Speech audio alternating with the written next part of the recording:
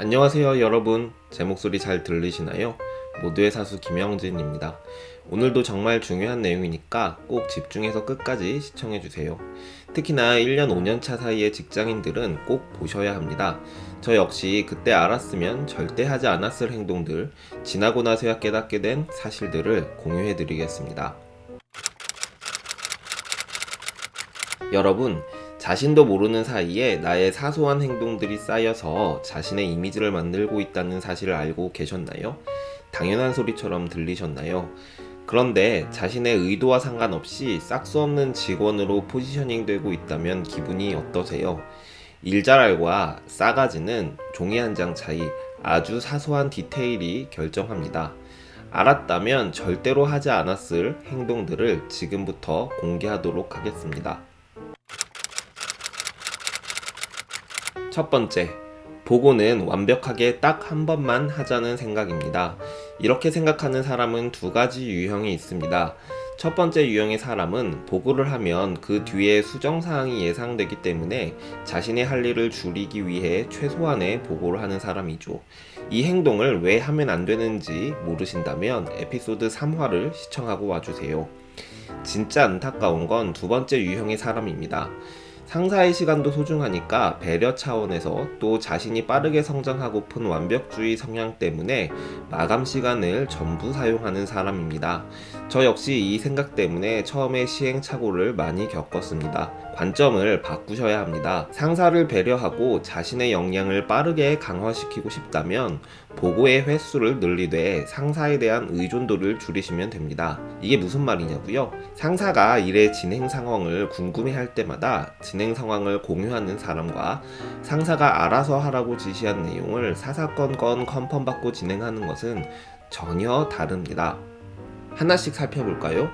우선 첫 번째 사람은 보고의 타이밍을 아는 사람입니다. 보고의 타이밍은 상사의 눈치를 살펴 알게 되는 것이 아니라 자신이 스스로 정하는 것입니다.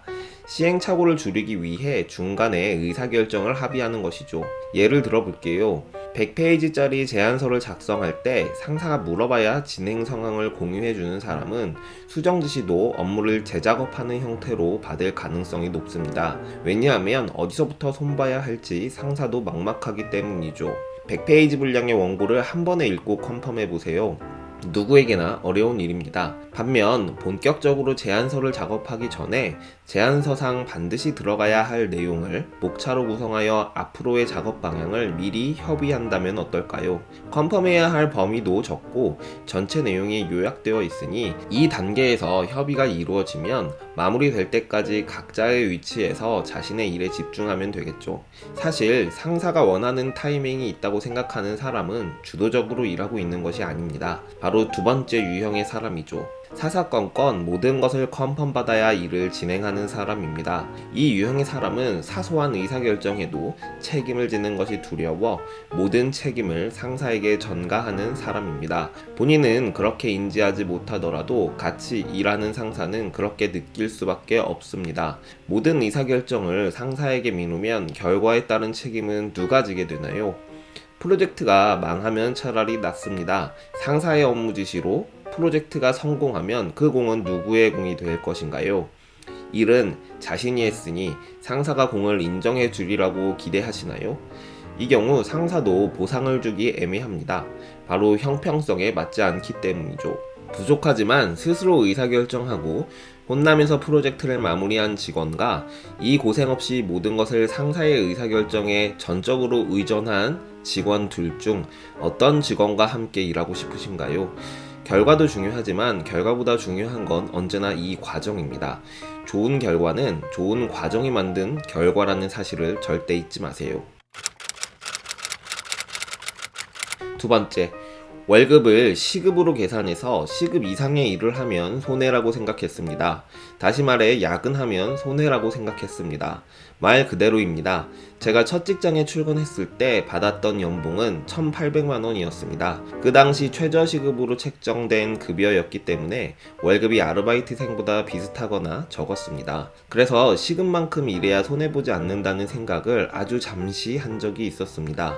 최소한의 업무만 받아서 하고 퇴근 직전에 한번 공유하고 집으로 도망친 것이죠. 6시부터 1분이라도 초과되면 초과 수당을 받아야 아르바이트생에 비해 나은 형편이라고 생각했기 때문입니다.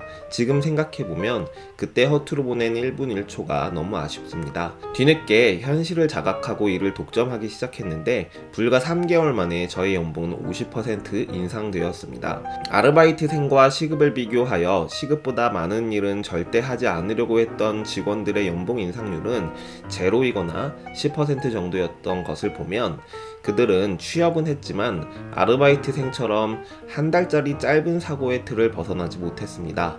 저는 일단 부딪히고 일을 독점하니 집에 못 가는 날도 생기고 매일같이 야근했지만 결과적으로 이직할 때 저의 몸값은 4,500만 원이었습니다.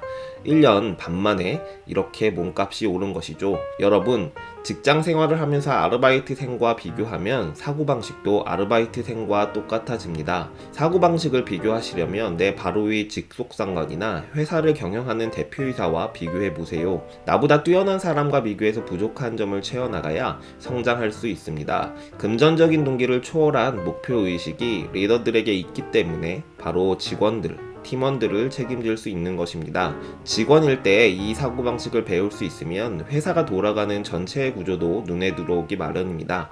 이런 말씀 들어보셨죠? 부자가 되려면 부자처럼 생각하라는 말이요.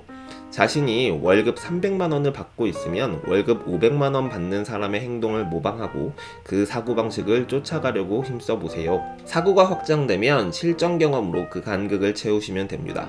반면 사고가 닫혀 있으면 아무리 양질의 경험을 쌓고 싶어도 실행이 되지 않아 쌓을 수 없습니다. 제가 지금 아무리 입 아프게 업무의 양을 늘려야 하고 업무의 장악력을 키워야 한다고 설득해도 실행하지 못하는 이유가 바로 여기에 있습니다. 마음이 동하지 않아서 업무를 더 받아서 하고 싶지 않으시다면 바로 위 직속상관은 어떻게 일하고 계신지 한번 관찰해 보세요. 보고 배울 게 정말 없다고 생각하시나요? 과연 정말 그럴까요? 다른 사람에게 배울 게 없다는 사고방식 자체가 벌써 꽉 막힌 사고방식입니다. 정말 객관적으로도 최악의 회사, 최악의 상사와 일하고 있다면 뭐하러 그 회사에 남아 계신가요? 인생에서 가장 중요한 30대 초반의 시간을 경험과 교환 중이라는 사실을 명심하세요. 월급과 교환하고 계신 분들은 시간이 흐른 후 100% 후회하실 겁니다. 30대가 영원할 것 같지만 정말 눈 깜짝할 새 지나가거든요. 세 번째, 업무 외의 일도 지적하는 상사를 정말 꼰대라고 생각했습니다.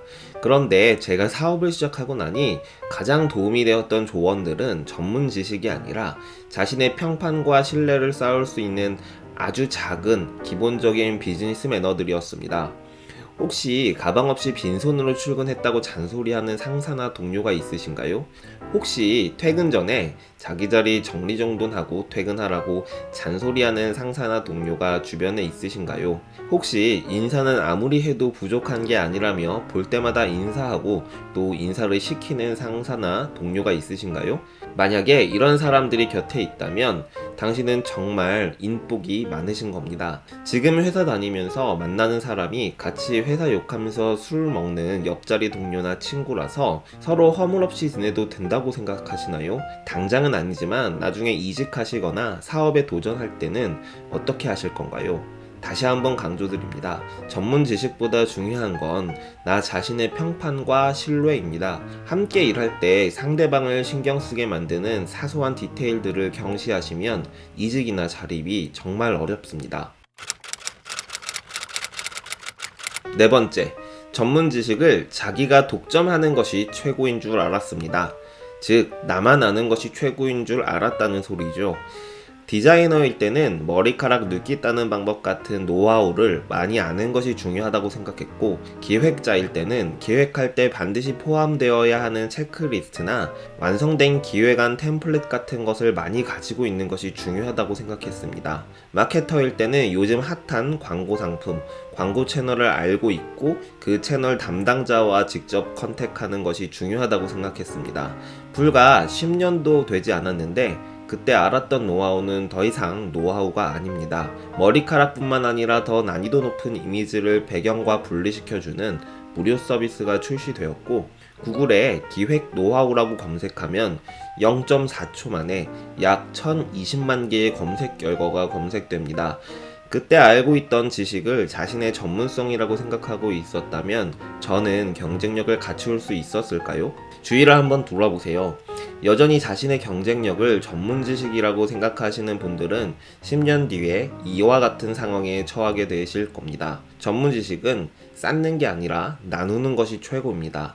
지식과 노하우는 여러분이 사람들에게 나눌수록 쌓이는 성장 마일리지와 같습니다. 심지어 지식은 나눌수록 나눠주는 사람이 더 많이 성장합니다. 왜냐고요? 상대방이 이해할 수 있게 상대방의 눈높이에서 알고 있는 것을 설명하다 보면 나한테 당연한 것이 상대방에겐 아닌 구간이 발생합니다. 이 구간을 상대방 눈높이에서 이해시킬 수 있다면 설명하는 당사자도 계단식 성장을 경험할 수 있습니다. 감으로 해왔던 일이 체계가 생기는 순간이니까요. 나 혼자 일을 잘하는 것과 다른 사람도 일 잘하게 만드는 것은 차원이 다른 역량이 필요합니다. 바로 체계화입니다. 어떤 현상도 체계화시켜 설명할 수 있다면, 그리고 그런 노력을 멈추지 않으면 빠르게 성장할 수 있습니다. 최고의 경험은 실전 경험이라고 누차 말씀드렸죠. 다른 사람을 이해시키는 실전 경험을 놓치지 마세요. 전문 지식은 나만 아는 게 아니라 다른 사람에게 나누고 이해시키는 것이 최고입니다.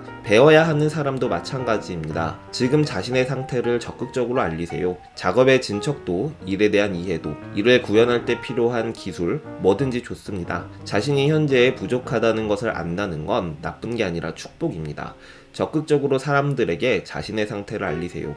이 자세가 고수들에게 기술을 전수받기 위해 필요한 가장 기본적인 태도입니다. 5번째, 워라밸을 지키려고 노력했습니다. 제 인생 첫 회사는 외국계 대기업이었습니다.